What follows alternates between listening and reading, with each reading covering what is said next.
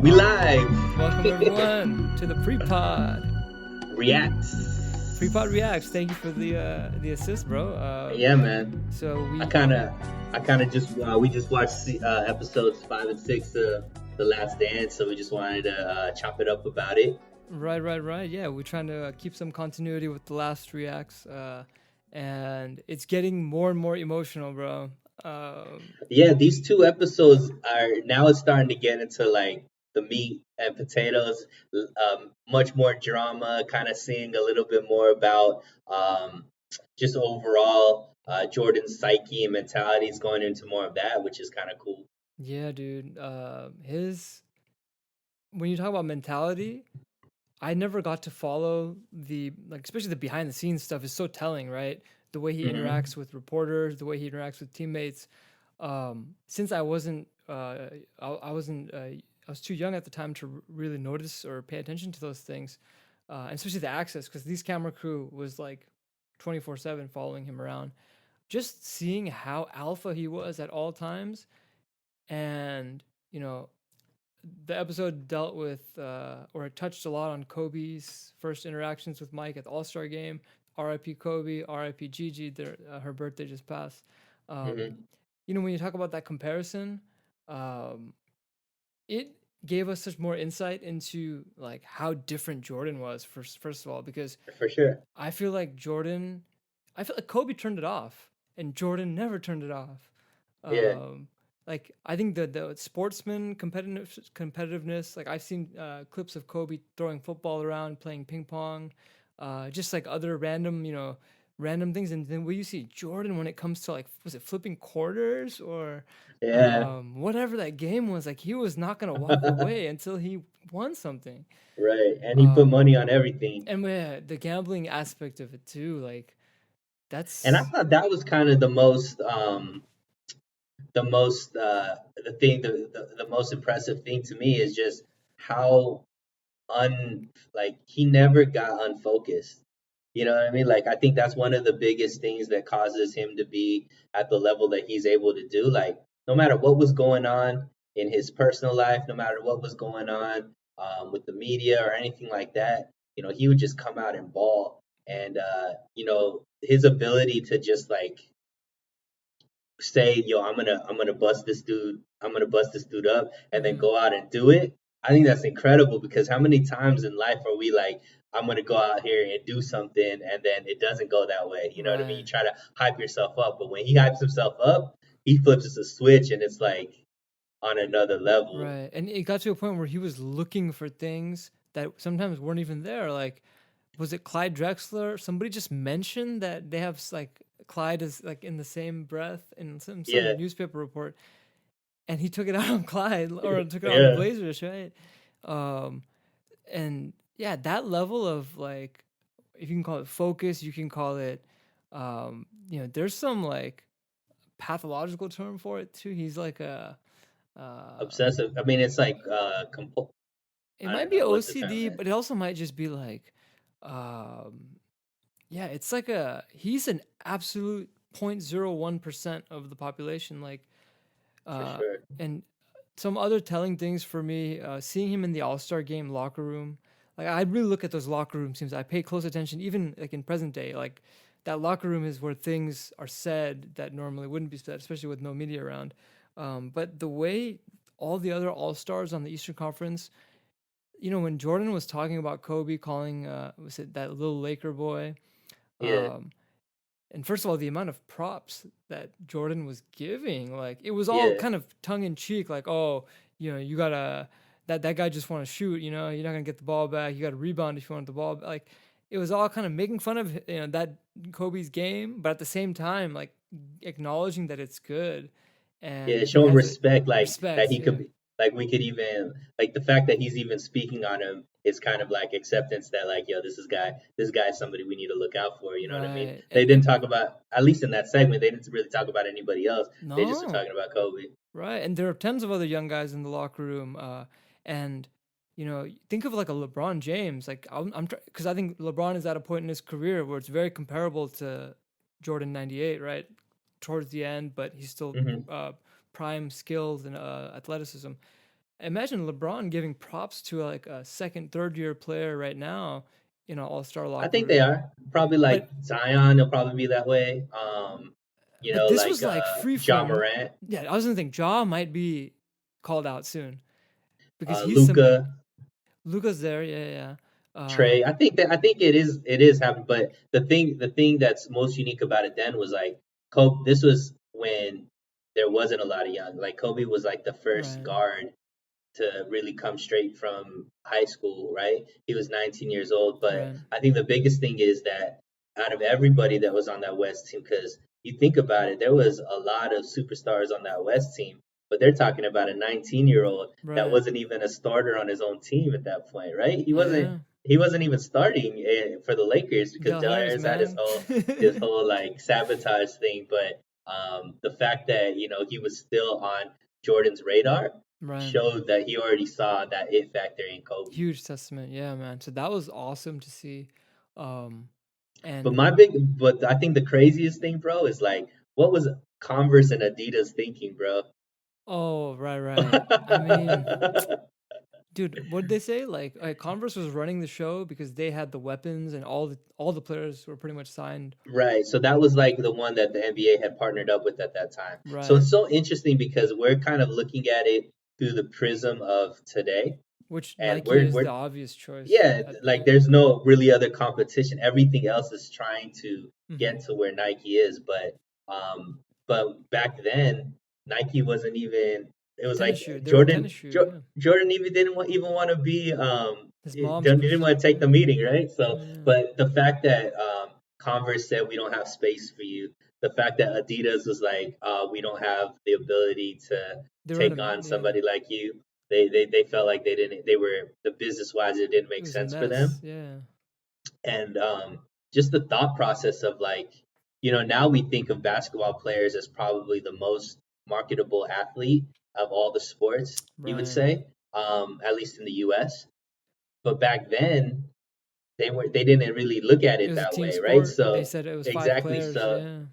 so to look at it that it was actually like they were saying like a tennis player or like a golfer, let's Right. use that strategy to Imagine market present day, Michael Jordan. man. That's an alternate It makes no universe. sense, right? Yeah. I bet you most people can't even name, some of the top tennis players right now, but they can Right. name you all the top basketball players. Think that back then it was flipped, is pretty incredible, and Right. just the amount of success he had in year one, right? They expected to be selling 3 million shoes within the first 4 years, and they ended up selling like over $120 million worth in the first Right. year.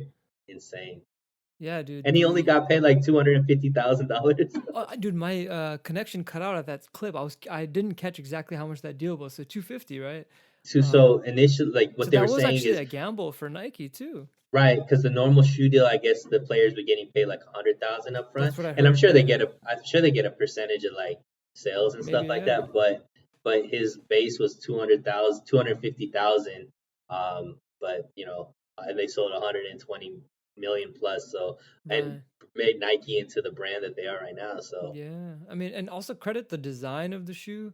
Uh, I think the designer originally his name was Tinker Hatfield. I've seen his name on a lot of stuff. There's actually a Netflix documentary or series where he's spotlighted in one of the episodes, and they specifically mhm. focus on the Jordan shoe from like 90 or that first edition all the way to like 98, 99, whatever. Which I've been meaning to check out. So I think it was a perfect storm of the player, the company taking the risk, and the designer coming up with something that was like because the Jordan 1 looked kind of like the Converse silhouette, it had the similar basic structure, but then the second, third, and fourth shoes, like it looked like, each one was like something unique, something special that, I guess that would tie to the season, and they would actually go to Jordan for for influence and for stories Right. to put, you know, uh, whether it's like taking a warplane fighter jet that Jordan mentions, or whatever the case is. Um, But it's still like stuff that we take for granted right now. Like I guess back then when they had a shoe, it just came out the shoe. You couldn't get it in multiple different colors. So right, that Nike Jordan shoe was the first like shoe that everybody like you could get in different colors. So right, that was one thing that was now every shoe you could get in multiple Yeah, colors. it's like highlighter yellow and purple pink, whatever you All want. right. Yeah. And then the other thing was um, sneakers, like you only wore sneakers to play sports, right? It Right. wasn't like a casual shoe. So Nike had that understanding, like let's make this like something popular. And then Right. they were like, okay, how do we market this? Let's get Spike Lee involved, Right. which kind of made it more of like a cultural phenomenon. So all of these things were happening that we take for granted now. Like that's how they promote every single Like shoe, it's right? part of the It has to culture. be, yeah, it has to be linked to some kind of like some kind of movement. But back then, these were all cutting edge thought processes, Yeah. cutting edge marketing strategies, and it's just like wow, you can't like to see that where it's come now to Right. how it began. Just like everything was by chance. It wasn't like some strategic thing. It was just like the fact that agent had that idea, like let's make Jordan a brand, and Right. then finding the right partnership, his parents being involved to the point where it's like, Right. you need to be about this money, like let's force you into this, and then on top of that, obviously Jordan having the game He's to gotta. back up everything, That was right? a huge chunk. Yeah. But one thing you're when you compare present day to then, I guess me being a little bit of a nostalgic type, I think the market for this like shoe culture is so saturated. Like I can't even keep up with, what's the latest this and that. I feel like LeBron puts a shoe out every hour. Right, Like there's I mean for every given month there's some something or other, and it's like, and I think even the value of the shoe has gotten inflated, like in the resale markets and stuff. And back then there was some purity to it. It was like if there was, like you said, that one Air Jordan colorway that just came out, it was like one of three, right? And you just appreciated it more. You actually have a moment to like to have it and look at it, and your favorite player might play in the shoe for a whole season. And instead, now you have like, I'm trying to think, like Russell Westbrook. I remember he had a new shoe. Within 3 weeks or 2 weeks, he didn't even wear it. Like he was on to the next thing. Like, and it right. was just like, where's the the attachment, the sentimentality to these products? It's just so streamlined now, and that's the one Well, thing I I think it's miss about it. because I think it's just because, like you said, there's so many athletes that are being marketed with it, and it's not even now. Now it's before it was just athletes that would market shoes. Now you got rappers, you got Anybody who with a skateboarders, you got following, yeah, anything. Yeah, so anybody could create a shoe. So it's really just about now. It's not about creating a market. It's about you already have a following. How can we figure out more ways to get the people that follow right, me to give us dollars? So yeah, man, but that platform that Jordan created that platform, right? Because it wasn't no business saw it as a big business till they saw Jordan be yeah. able to sell $120 million worth of shoes in one year. Jordan 1, Air Jordan 1, I would say is the genesis of this current shoe culture. Yeah, without Air Jordan 1, none of this is. Or maybe Right? maybe it would take another. Maybe it would have been a Clyde Drexler. I don't know. Shots fired. Well, Um, it's like now it's like I don't know because I think Kobe has a shoe that like even before he passed away, I I think his mean, shoe was pretty well respected as now I far think, as yeah, because Nike actually held those shoes back after his passing, and I'm very wondering. I'm curious to see how the market is going to react to, you know, well, they're gonna be classic shoes. They're gonna be exactly. worth so Yeah, much more. But what I'm saying is that, like, as far as people talking about not only look wise but also functionality of the shoe, I think Kobe's shoe kind of is pretty well regarded as one of the best basketball shoes.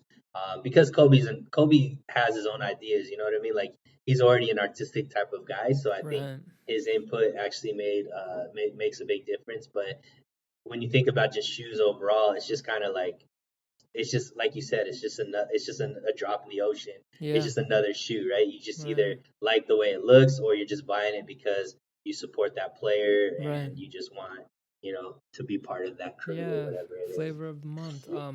But dude, I mean, there was other things with the doc or the episode, specifically with, again, with regards to Kobe and just the way Jordan was wired. There was one also other scene that really stood out to me, talking about the '93 finals, right? So this is a three-peat for Jordan against Phoenix. um, and they were talking about how exhausted he was after that third one, and For the also media. right, and then also the fact that he didn't celebrate. He didn't stomp around throwing his hands. He was just like head low, marching like back to the backstage locker room area. And then there's one scene where he's on a stool and he's got a towel or whatever, and then there are probably media's just throwing 100 questions at him, and he's got to be here, Hmm. there, and the next. And then he goes, "Can I just take a minute?"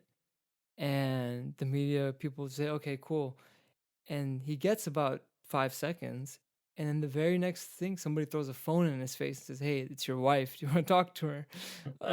And so that was so telling for me just to see that, because a I'm used to now seeing like the Kobe comparison again. Kobe's wife would be in the arena, I think, in those situations, whereas Jordan was so invested, like talking about he probably didn't have. I mean, and granted, his family life has not, it's not been in the media in like in that same light as Kobe's. Whereas after Kobe was publicly held on trial for the scandal, like his relationship with his wife seemed like it grew stronger, at least from the outside perspective. Whereas Jordan's private life stayed private, and it's just seeing the like how exhausted he was, how detached he was from his family in that moment of celebration. Like calling his wife was probably not even on his mind. He just wanted to chill for a minute.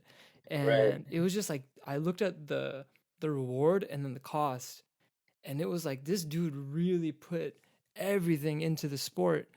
Anyway, credit to Scottie Pippen, but Michael Jordan carried that team through those three championships more than a Magic Johnson had to carry his teams, more than a Larry Bird had to carry his teams, and I would argue more than a Kobe, because three of those were with Shaq.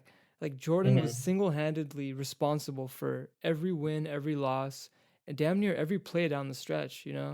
Luckily he had pieces like Paxson and obviously Pippen to play their roles when they needed to be played. But I mean, Yeah, he was a driving force for sure. I'm just blown away by the like that, I guess, that laser focus and the sacrifice, man. Like it was intimidating to me, bro. Like seeing that dude, like every time he's on the screen, like he's just oozing with this machismo.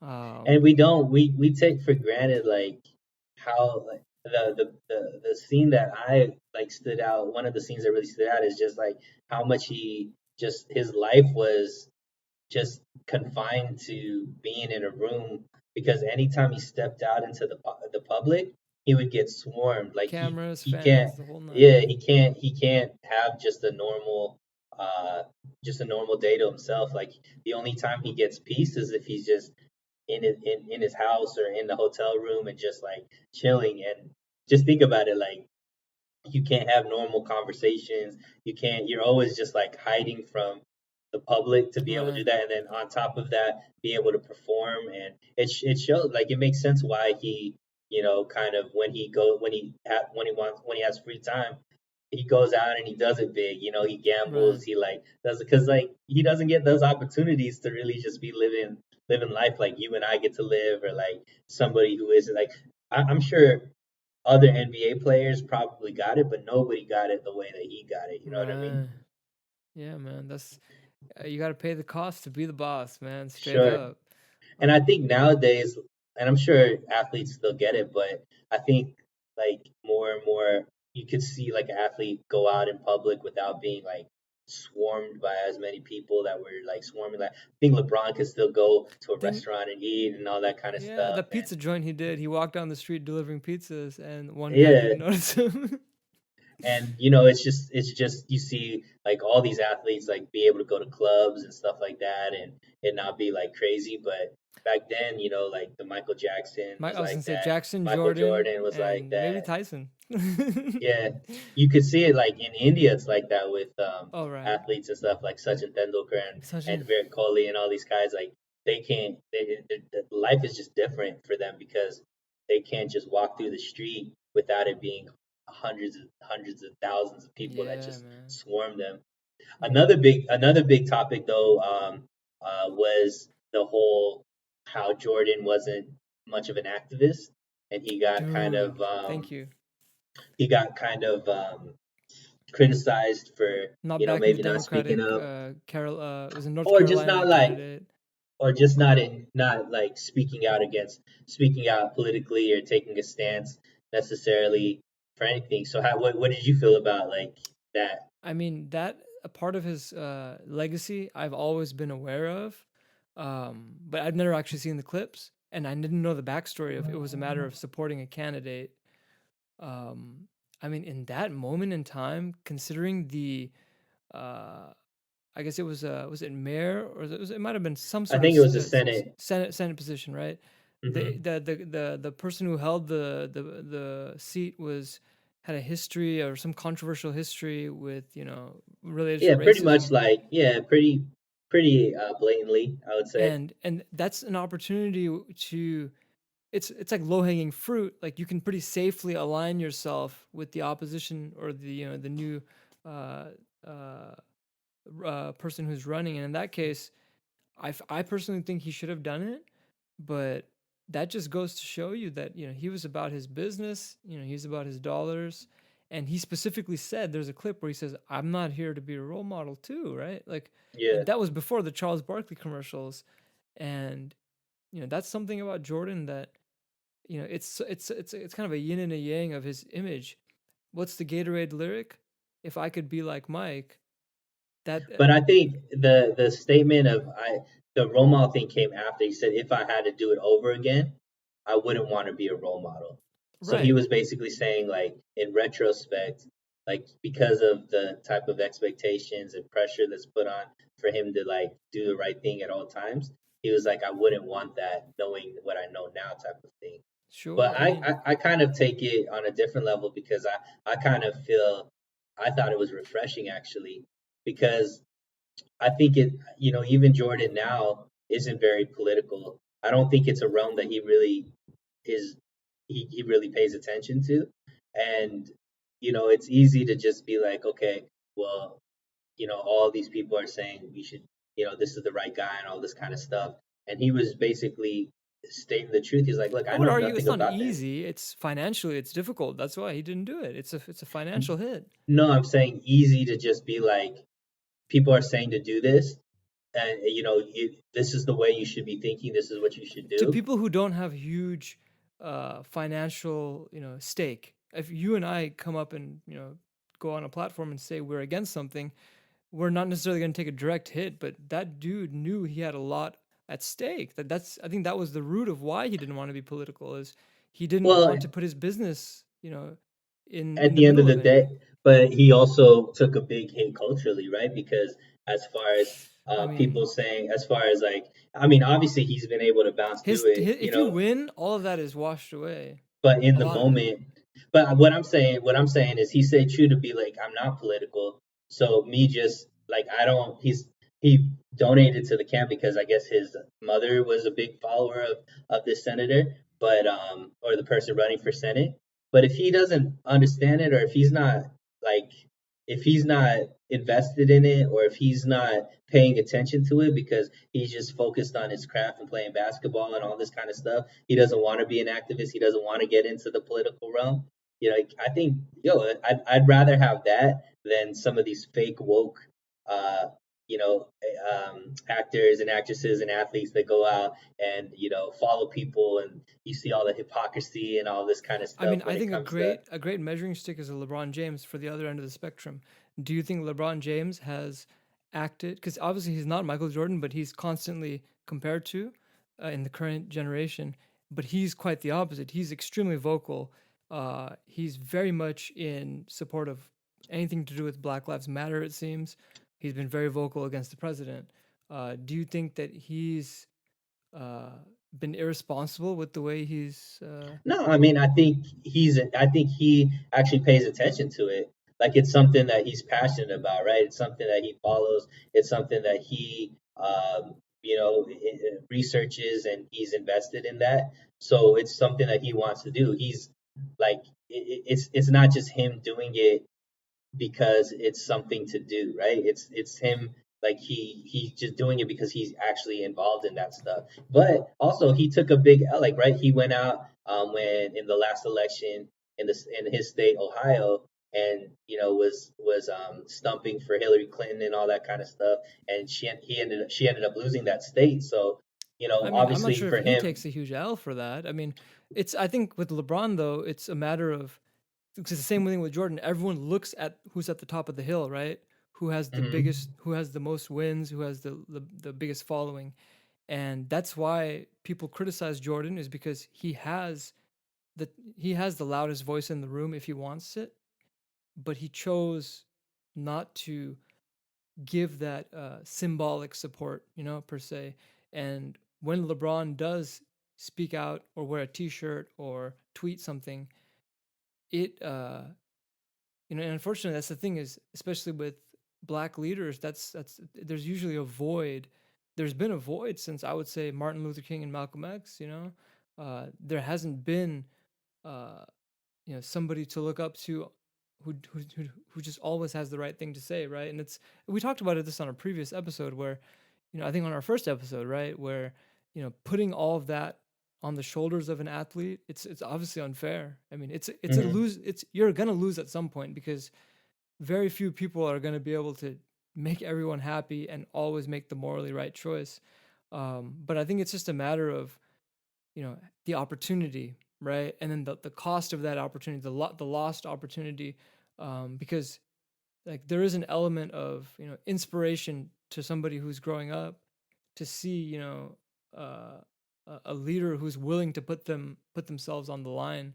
And it's I just think of it as, oh, Jordan had a huge opportunity and he never took it. It's uh, Well, I look at it like he was staying true to himself because he wasn't involved in that realm. It's like it would be fake, because he's not political even now in his 50s, 60s, right? as far as we know, we don't know what his position is. He's never publicly made it known, That's what but I'm saying. he Like could be even very publicly invested. He now, could be very invested on one side sure, or but the I'm other. saying even to now, he doesn't come out and politically state things. Even now, when it wouldn't affect his brand or it wouldn't affect anything, I just think it's just something that he's not involved in. Because he stated, like, he's like, look, I'm not an activist. He's like, I don't really follow politics that much. He's like, I'm just focused in on being the best athlete. And I think he did more being the greatest basketball player and creating, like, he's done more for his people, and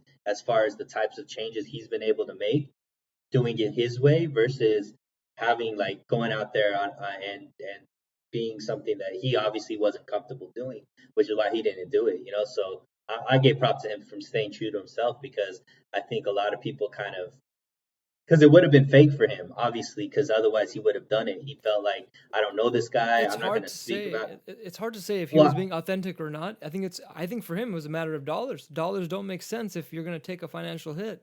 but Um, I'm saying from his own words. So he told us because his mom wanted him to record a commercial that she was going to do as far as like a ad for this guy, and he straight told her, like, Mom, I don't know this guy. I don't know anything about him. I'm not going to speak and act like I support him when I don't know anything about him. I'll give him money, but I'm not going to put myself on the line for somebody that I don't know. And that's how I think it should be. Like, you should, if you don't haven't done the research yourself, if you don't feel like comfortable that, hey, I'm associating myself with this person, then it's your brand. Like, you shouldn't have to feel like forced to just go out there because maybe people think that that's what you should be doing. Like, at the end of the day, he was excellent in the stuff he chose to do, and I give him props for that, because how many people have gotten to his level of excellence? And who are we to say that he should have done it a different way when I nobody else has the gotten to that level? the key phrase is that level of excellence, because with that level of excellence, it brings the eyes and ears of so many people, and it's just a difference in uh, I guess I would say personality, and the interest of self versus the interest of the others. And he looked towards self, like you said. He said, "I'm going to work on my craft. It's not about helping the thousands or millions." If that's, again, I'm not in his pockets. I don't know who he donates to. Maybe his dollars are going towards the right But causes. But but I as think far he as has. being a vocal uh, a vocal leader for morality, he's not the dude. He's never been the dude, and uh, I give LeBron a lot of props for constantly putting himself on the line and willing to be wrong about things. And obviously, he's been wrong in the past, but I feel like LeBron has shown up in the moment of truth off the court more than any other great like goat athlete. You know what I mean? I may be wrong in other sports. I'm just thinking NBA short I term. mean, I think Actually, no, the Muhammad Ali. biggest Muhammad Muhammad Ali Ali is is probably the biggest. Yeah. raised the roof. And I mean, I feel like if you can give props to a Muhammad Ali, uh, then when you look at somebody like a Jordan, who again, I mean, he had the opportunity. I think there was another boxer who Ali was up against. I mean, I'm sure most of his opponents, and it was the same conversation. You know, is it Joe? It might have been Joe Louis or George Foreman. Joe Uh, Frazier. Joe Frazier, thank you. And yeah, it was the same criticism. You know, except that I don't know. Joe Frazier was considered the world champion for however many years, but Ali obviously just drew the eyes and ears of so many more people, and he went on to represent something that's bigger than boxing, which I mean, I just see that as like the gold standard, you know, and that's all. I mean, and again, the risks that are involved with putting yourself out there show in Ali's record as well. In the ring, he took huge losses, especially even at the end of his career. But then again, I guess Jordan did too, if you count the Wizards, which a lot of people No, like but I to mean, discount. obviously, Ali was, on a different level. He gave up his title. He gave up millions and millions of dollars. Yeah, Like man, he was a, that's a but once leader. again, well, I mean, I don't know. I mean, yeah, definitely that's a leader. But what I'm saying is that's he was about that. That's him. He was being true to himself. I don't think you could put like maybe Jordan didn't make the impact politically that Ali made, but as far as what Jordan has done, as far as progressing black athletes, as far as the type of money, Michael Jordan has Michael Jordan becoming Jordan has made it so that athletes now are making $40 million contracts, all that kind of stuff. Like Excellent. he made the platform for LeBron. If there was no Jordan becoming Jordan Oh, and there's no becoming the Kobe. type of player, Yeah, this that, is but verbatim, isn't so it? so to say that like because he didn't support this, didn't get involved in Sure, politics as much as he did, you hit the nail like on the head. he elevated his people in Hey, such a different way as far as making it okay to have a black athlete be a face of a campaign because before him there weren't as many OJ black Simpson. athletes. Yeah, but I mean it wasn't like OJ was because the first OJ black didn't. athlete. He for Sure, like but all because OJ these didn't, random you didn't courses. see a whole bunch of other like athletes do it behind him. Okay, Because Jordan did it, he made his platform, and then he started signing other athletes under sure. his own You platform. you hit the nail on the head. Jordan elevated other athletes. I guess people who were in the field of sport.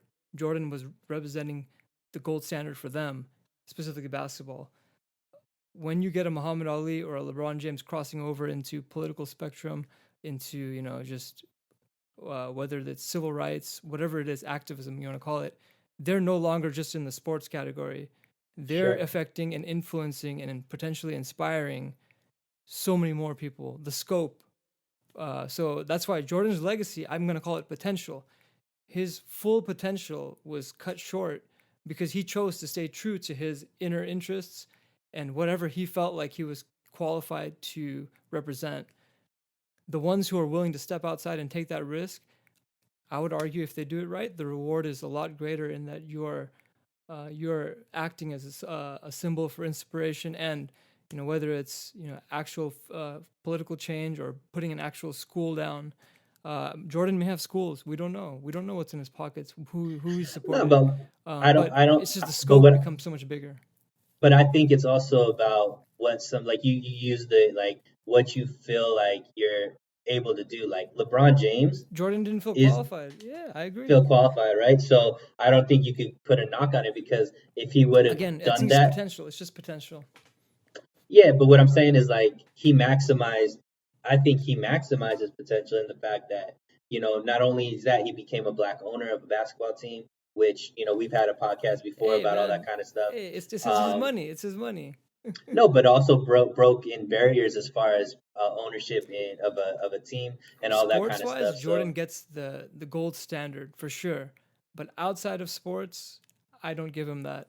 I give LeBron James a higher rating if we want to compare like just legacy of the man, you know. And again, it's that age old conversation of uh, do we look at our athletes for anything beyond sport, right? Mhm. It's that's what it comes down to. Yeah. I just I, feel like Jordan's legacy and brand is always going to be tied to basketball, the NBA, the shoes, um, Gatorade commercials.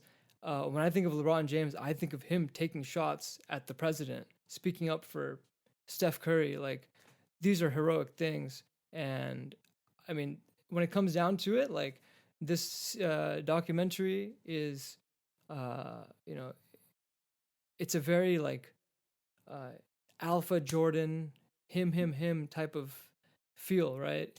mhm, The LeBron James story is going to be much different because again, he's just wired completely different.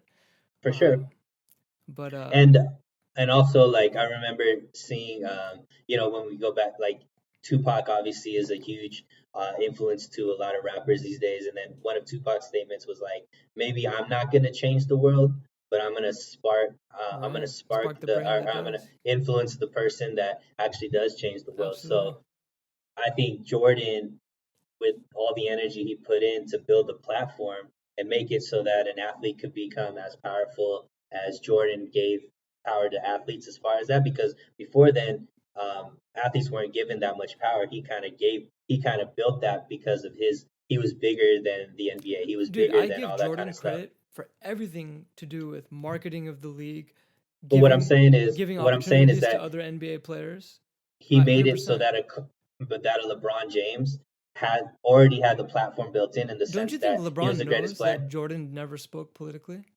No, but what I'm saying is because all that stuff was already built, it's not like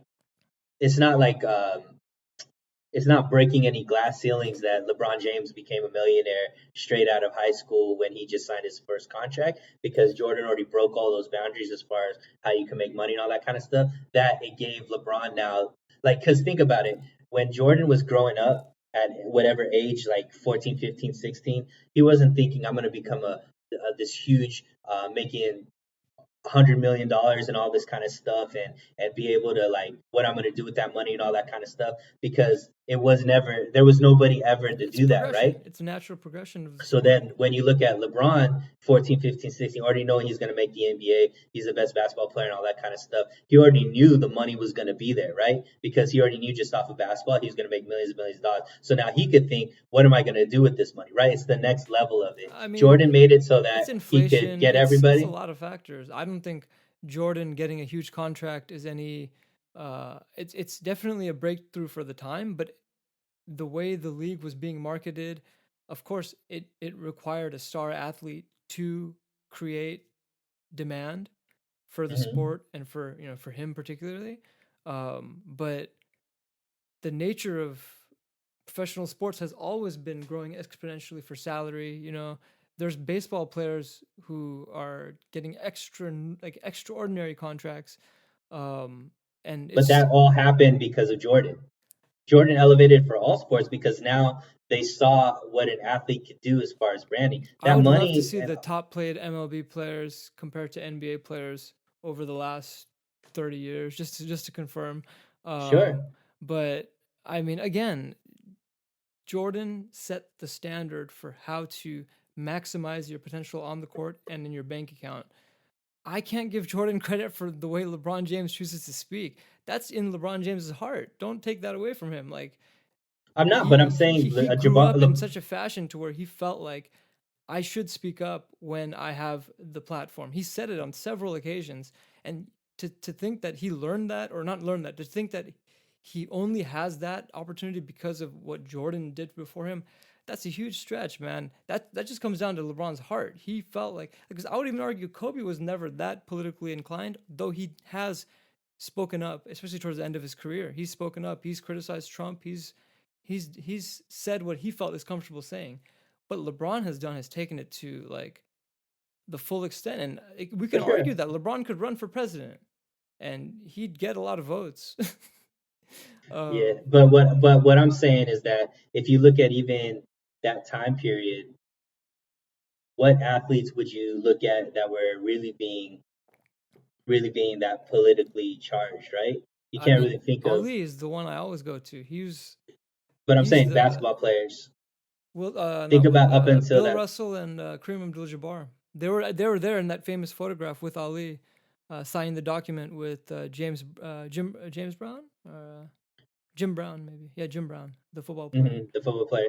Yep, those guys were more like civil rights and stuff like that. But I'm saying as far as the people that were playing around Jordan's age, it wasn't like the thing to do. You know what I mean? So it wasn't like something that, I mean, obviously There's in a been perfect world, if people, yeah, go ahead. well, what I'm saying as far as like a top number one athlete, like biggest name, biggest global brand, Ali is it. And then now, LeBron, I would say, is on that level as well. But what I'm saying is that, like, when Ali did it, it made it he lost everything doing it. You know what I mean? Like in the sense that he was so broke, he needed like Joe Frazier to be able to get lend him money and all this kind of stuff because he had no other avenues as far as income because he lost it all when they weren't booking him for boxing, all that kind of stuff. So obviously he's done it in the most authentic way because he sacrificed everything, which showed people. But then he also made that change, which showed athletes like LeBron, hey, this is somebody that we can look to, which is why I think Ali will always be the GOAT when it comes to that. Jordan built up the platform to make the athlete super powerful and, financially put them in a place where LeBron could bring both of those worlds together because LeBron could go political right now and it's not going to affect him like being able to play basketball. It's not going to affect him being a millionaire. It's not going to take Oh, food, for like sure. food No, out of no, his all that kind of stuff. absolutely. It will You know what affect I mean? So his like pockets if he strictly. to I at a mean, level actually, where LeBron James is never going to be the level that Ali was at when he went on his political thing. Ali was like literally couldn't afford to pay rent for his house. I Like mean, he lost Ali everything. sacrificed the most for Right. his for his voice and for what he felt was the right thing to do. LeBron hasn't faced that situation, and it's also to do with the civil rights movement. The sign of the times. Ali was in a space where it was needed more urgently. Now the climate has, there's a lot more peace. There's a lot more cohesion. There are still moments of, you know, you can call it oppression, you can call it racism, you can call it inequality.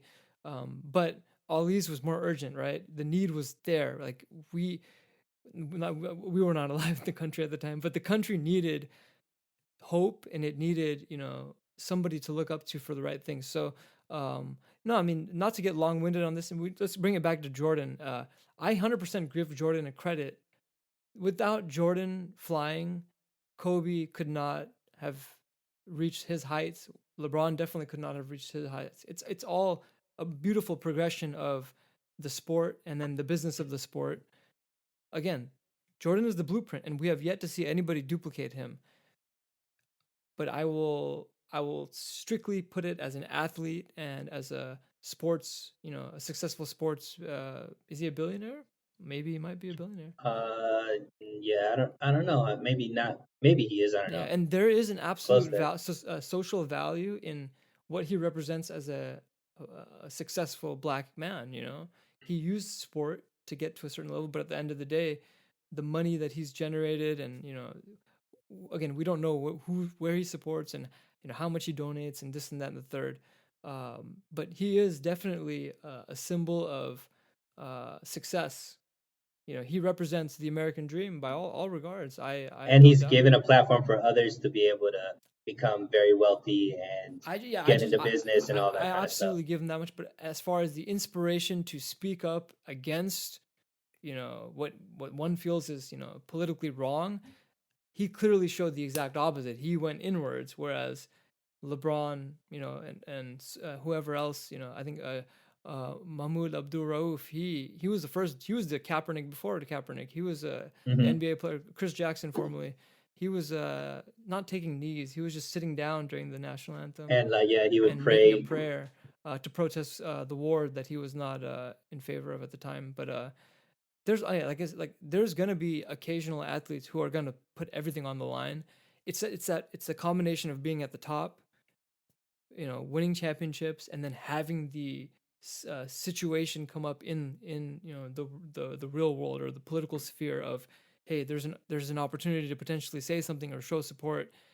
That top dog hasn't always had that happen, and so yeah, it's a fascinating thing, man. And I mean, I don't know anybody's intentions at the end of this, but athletes are athletes, and the ones who choose to speak up and the ones who don't, we don't ever know what they truly are, Sure. supporting or not. But at the end of the day, it's just a fascinating situation to be in.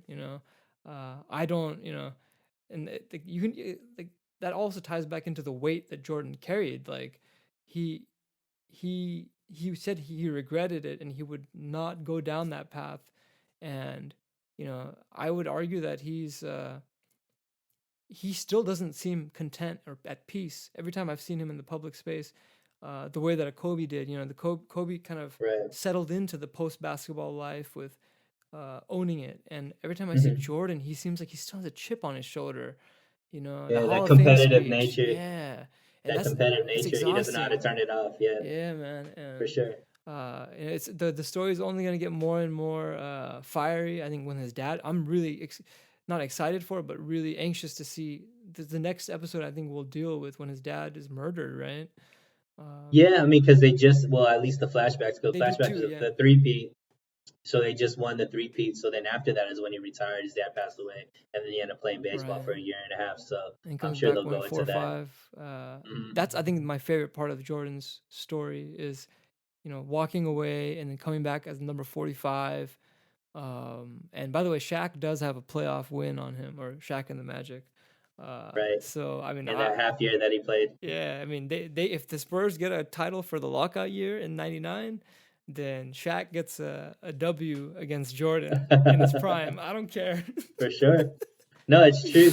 It's definitely true. Those are like the lost tapes they don't talk about that Yeah, with Jordan. no, but it's But dude, at the end of the day, dude, he's a perfect 6 for 6 in the finals, and we've not. I don't think we're ever gonna see it that level of execution. Flawless execution. they never even went. He never even went to Game 7. Yeah, it was always game six. But then there's arguments about the opposition. The level of. But I mean, Charles Barkley was MVP that year. I mean, he was playing Patrick Ewing. He was playing Stockton and Malone. Right. He was playing Clyde Drexler. The So argument also really quick. The Isaiah Thomas beef, right? yeah, And obviously for the Dream Team. Isaiah gets the snub always when it comes to the '80s with Lakers and Celtics, because no one remembers, or very few people remember the Pistons. But you got to think about this. Isaiah Thomas, would you call the Bad Boys a super team? Bad Boys Pistons? Super team. What do you mean by that? Okay, Lakers and Celtics of the '80s, those are Oh, of super course. teams. There's only maybe like three teams that have gone back to back. They're one of them. Right. So Lakers and Maybe four Celtics, teams. Lakers and Celtics had like stars on stars on stars. I still feel like those Pistons teams, they might have had two All-Stars any given year, but I wouldn't go and call them a super team, because I think that Pistons team, even similar to the Pistons who just won it in back in '04, they were just well oiled. Everyone played their position really well type teams. So the credit that Isaiah should get for facing Lakers and Celtics when they're at their peaks, right? Whereas when Jordan was, he was a lot younger, or a couple years younger. Jordan didn't start dominating until the Lakers and Celtics had fallen back. And I think the Bulls had to beat the Pistons, right? They had to finally get over that hump. Yeah, the So Pistons helped Jordan become Jordan. thank you. So that's my next point is I think the Detroit Pistons were the greatest opponent to Jordan and the Bulls, because everyone he faced in the '90s, none of them were super teams. Those were all like two-man combo type squads, one or two-man combos. Yeah, because the He team, the league started expanding a lot more, right? Right. So And that Lakers initially squad in the there was '91 series, dude, like half the they half were the old, Lakers, yeah, half the Lakers were like, yeah, they were a step too slow. right? So that's the thing about Jordan's competition is he never. I mean, he did beat the Pistons. That's the thing is he beat a hell of a Pistons squad, and that I Pistons mean, squad is certified. most of the teams he beat were pretty stacked. That Knicks team was pretty stacked with John Stark, Allen '90s stacked. I'll Houston. give him the '90s. Like for the '80s, that team, I don't think they get past the conference finals. Because the Lakers and Celtics were Well, just too good, man. They had too many stars. I mean, Superstars. there was less teams. You know what I mean? So that's where like a lot of the players could go to the same teams. You know what I mean? So like Give or take, it yeah, wasn't like four. and even the Pistons had a pretty stacked team. It That's the was just thing not is players that they had, because Joe Dumars stacked is, role you know, players. well, Joe Dumars was a superstar. Adrian Dantley was a superstar. Yeah, they traded Dantley before they won a ring. Apparently, I think No, he won one he ring won with the one, them, and then and they got then Rodman or no, not Rodman. Rodman got drafted to them. They got uh, I forget the guy's name, but he was also like top five pick. He was from with Dallas, and he came from there, I and he was one forget of Bob Isaiah Mac, Thomas' not Bob friends. McAdoo. No, that was a No, no, Laker player. yeah, he was Yeah, I forget, they called him the fridge or something like that. right, But right. Yeah, I know who you're talking about. and then like the big men were also like well known big men and stuff like that. But I mean, they weren't like they didn't. But if you look at like stacked teams like the Celtics, Bird was the star. Everybody else around him was like Mikhail is considered like low key top three power forwards. nah. He is. Look at the numbers, You man. so bro, you think he's better than Tim Duncan, Charles Barkley, and Carmelo? I think a lot of people argue that he's in the top 3 or 4. Yeah, I don't think so. I've never seen him on the top five list, bro. I guarantee you. We'll pull up somebody's. Not a Yeah, Celtic I players. need to see receipts on that because I've never seen Kevin McHale even in the top Um, five, bro. but Um, they ended up getting like a Bill Walton towards the end of his career. They ended up getting a few pieces, yeah, but but none of those guys are like superstars. They were like solid role players, like you said. Like I would say the Lakers definitely because they Lakers were had the Kareem, hands James down. Worthy, Magic. So those three were obviously like Michael Thompson, super number 1 pick. superstar. Yep. So like those guys were definitely superstars, but like even the Bulls, you wouldn't say that they had No, I don't a consider the super Bulls a super team. team, dude. It was 3 or 4 really, like, two uh, 2 to 4 really good supporting players, and Michael and Scotty. Hmm. And that was amazing. Like, it's yeah, that just shows you how damn good Jordan really was, man. For sure. Um, I mean, there was a lot. We didn't even go into like the Dream Team and the Tony Kukoc I stuff was and gonna all that say, kind of dude, stuff. Kukoc's story reminded me a lot of Pau Gasol with like Kobe in Spain, because you know how it took like that as a proving grounds before Kukoc came back, or it was to get Kukoc Hmm. signed, right? Whereas with Pau, it was to win the championship. But it's just that dynamic of like NBA players beating up on Euros, man. Right. It's Yeah. All how times have changed. yeah. But yo, man, we ended up running with this almost close to like a full episode. But honestly, there's a lot to talk about. Jordan's a very complicated story, and you know, in one sense, he's obviously the goat, but parts about his story are very polarizing, like we got into just now. Hmm. And yeah, man, I'm As I think anybody is like when you put yourself in that realm, you're always going to be judged by oh the yeah, person yeah, that's judging you the man in the standards of arena, the man what in they the think you arena. should be. So, everybody's gonna be like if they'll thinking if I was in that position, but we could kind of Very few that people. commercial that Jordan said is like everybody says they want to be Jordan for a day, a Jordan for a week, or whatever it is, but he's like be Jordan for a year, and, it's not as fun as Nah, people think. man, And so I heavy as mean, the I think crown, he man. did for sure. And he didn't have that many huge scandals, as far as like stuff that came out. Maybe he was blessed that to not be in the era of social media and Oh, Twitter and for all that sure, kind of all of stuff, '90s NBA. TMZ and whatnot. So, but nonetheless, man, obviously 20 years later, his story's still as riveting as it is that, there's so much content being built Yeah, on it. They have a 10-part series, and and then there's a the greatest quarantine, so thing, we got nothing else to do.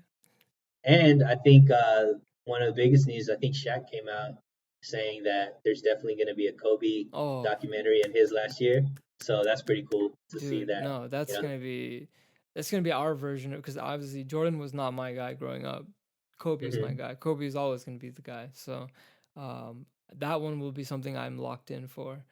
For sure. And the drama behind that, because we know how it ends, man. Like, it's a Shakespearean tale, straight up. And I think one of the coolest things, and maybe we could leave off on this, was Kobe and Jordan were put up against each other so much in the media, and it was great that during this Kobe like basically deaded all of that noise by saying, "Look, everybody that I felt so uncomfortable when people would put Jordan and me against each other. He's like, there would be no me if it wasn't for Jordan. I wouldn't have the success that I had. Yeah. There'd be no 5 rings because Jordan gave me all the advice that I needed to be the Yeah. success that I am. And I bet you when they do that Kobe, you're gonna hear a lot more of that from guys like LeBron, Dwayne Wade, and Kyrie, all these guys talking about how much their success was tied into Man. Kobe and what his legacy and what he left off and stuff like that too. So it's a beautiful story. Circle that'd be fun to circle see. of life, man. It's a beautiful For thing. sure, for sure. But yeah, man, we got Cool, into it a man. little bit. Sounds like we touched on some things, and we'll definitely be checking in on the next few episodes. For sure, man. Till next time, buddy. All right, Prepod Reacts. I looked at the wrong camera.